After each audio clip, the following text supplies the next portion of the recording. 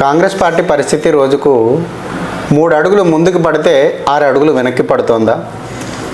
వాస్తవంగా స్థానిక పరిశీలన కనుక మనం చేసినట్లయితే ఆ పార్టీ యొక్క పనితీరును కనుక మనం గమనించినట్లయితే నిజంగానే 3 అడుగులు ముందుకి 6 అడుగులు వెనక్కి పడుతుందన్నది వాస్తవంగా మనకు కనిపిస్తుంది.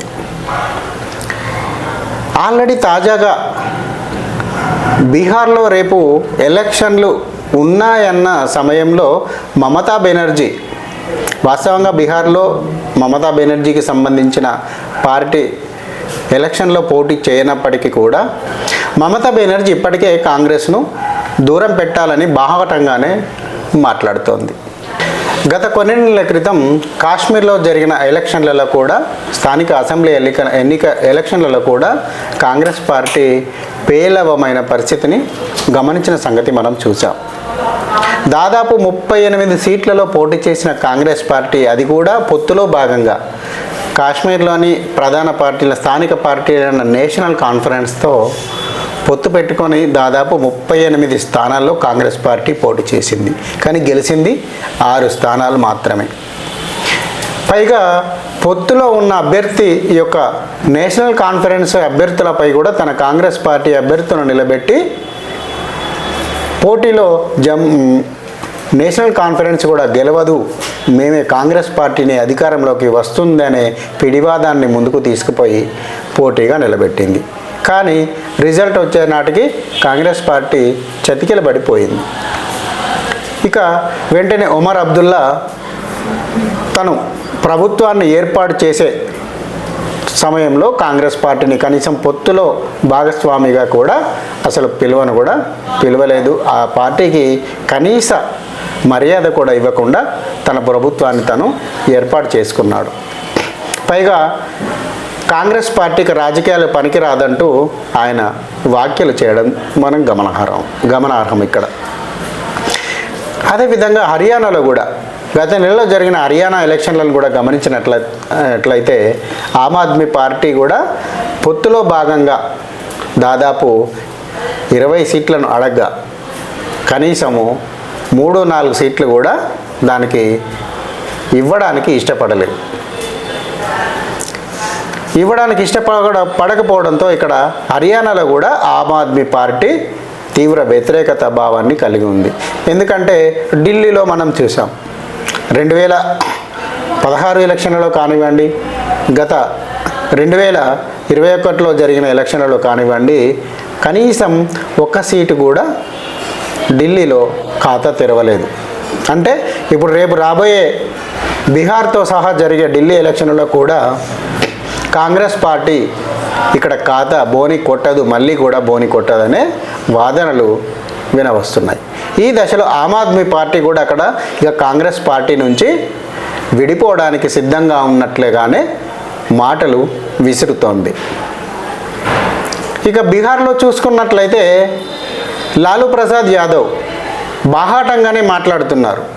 ఇండి కూటమికి అధ్యక్షునిగా రాహుల్ గాంధీ ఎట్టి పరిస్థితుల్లోనూ పనికిరాడు, మమతా బెనర్జీని ఇండి కూటమికి అధ్యక్షులుగా నిలబెట్టి మనం రాబోయే ఎలక్షన్లను ముందటికి తీసుకుపోదామనే ప్రతిపాదనలు ఆల్రెడీ బాహాటంగానే చేస్తున్నాడు. అంటే దీని అర్థము ఇక లాలూ ప్రసాద్ యాదవ్ కూడా ఇండి కూటమి నుంచి వైదొలిగినట్లే. ఈ అర్థాన్ని బట్టి చూస్తే, ఈ మాటలను బట్టి చూస్తే మనకు చెప్పినట్లు కనబడతా ఉంది.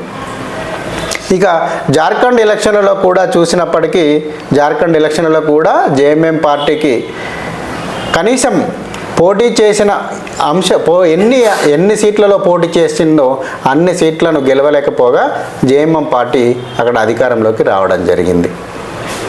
జార్ఖండ్లో కూడా కాంగ్రెస్ పార్టీ జేఎంఎం పొత్తులో భాగంగా పొత్తులో నిల్చున్నప్పటికీ కూడా అత్యధిక సీట్లను తీసుకొని జేఎంఎం కంటే అత్యధిక సీట్లలో పోటీ చేసినప్పటికీ కూడా కాంగ్రెస్ పార్టీ అక్కడ కేవలం 16 సీట్లను మాత్రమే గెలుచుకొని పేలవమైన స్థితిని గమనించడం జరిగింది.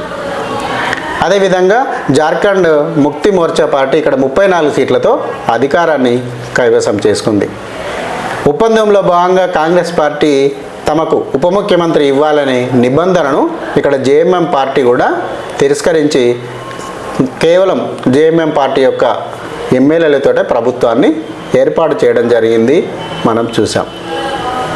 అదేవిధంగా మిగతా రాష్ట్రాలలో కూడా ఇప్పుడు మనం కేరళ కూడా తీసుకున్నట్లయితే అక్కడ కాంగ్రెస్ పరిస్థితి పేలవమే, డిఎంకేలో కూడా కాంగ్రెస్ పరిస్థితి పేలవమే. సపోర్ట్ పార్టీగా తప్ప అక్కడ బీజేపీ కాంగ్రెస్ పార్టీలు సపోర్ట్ పార్టీలుగా తప్ప అక్కడ అధికారాన్ని కానీ ఎంతో కొంత మెరుగైన స్థితిలో అక్కడ రాజకీయాన్ని శాసించే స్థితిలో ఈ పార్టీలు కేరళలో మరియు తమిళనాడులో లేవన్న సంగతి ఇప్పటి వరకు జరగలేదన్న సంగతి గమనార్హం.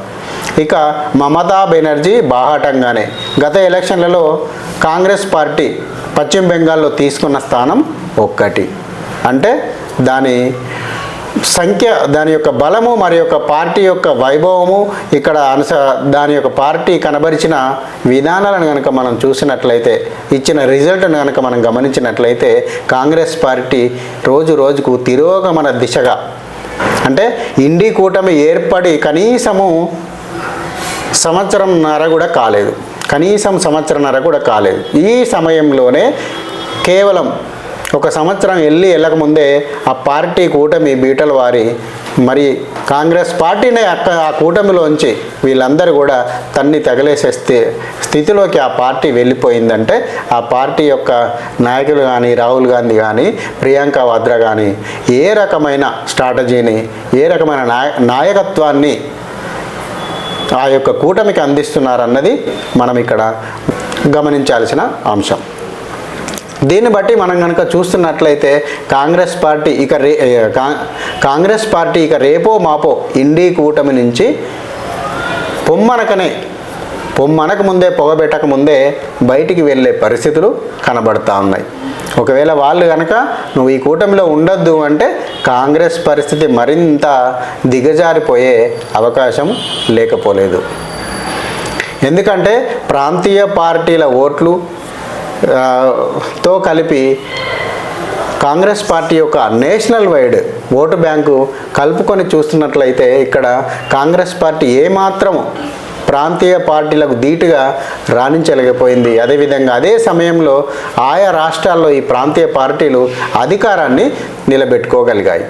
అంటే ఇక్కడ కేవలం కాంగ్రెస్ పార్టీ తనకిచ్చిన లక్ష్యం ఏదైతే ఉందో ఆ లక్ష్యానికి దగ్గరికి కూడా, కనీస చేరువలోకి కూడా చేరకపోవడంతో కాంగ్రెస్ పార్టీ పరిస్థితి రోజుకు ఒకరోజు 3 అడుగులు ముందడికి పడితే నెక్స్ట్ డే 6 అడుగులు వెనక్కి వెళ్ళినట్లుగా కాంగ్రెస్ పార్టీ తయారవుతుందన్నది ఈ యొక్క మనం రాష్ట్రాల వారి ఎలక్షన్లను ఒక రిజల్ట్ను గమనించినట్లయితే మనకు తెలుస్తూ ఉంది.